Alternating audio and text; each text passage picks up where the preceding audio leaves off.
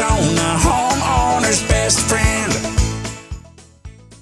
During the break, you were talking about the ratio of your composting, what you want nitrogen to carbon ratio, and the different materials that'll help you achieve that.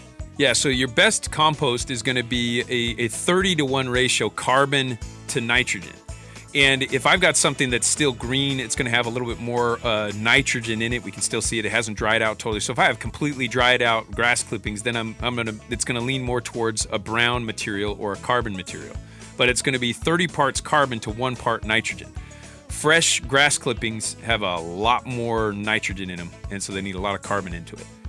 And so that's so it's a 30-to-1 ratio. And to give you an idea, it's like regular grass clippings at about a 20-to-1 ratio of nitrogen, and so it needs to be mixed with other stuff in order for it to break down well. All part of the stuff that we teach in our courses. If you're a DIYer, want to learn more about composting, jump on agriscaping.com, look at Learn It, and jump in one of our classes. We've got a lot of free classes coming live at the Queen Creek Botanical Gardens. You might want to check out on our events page, and that's a way to really get to know it.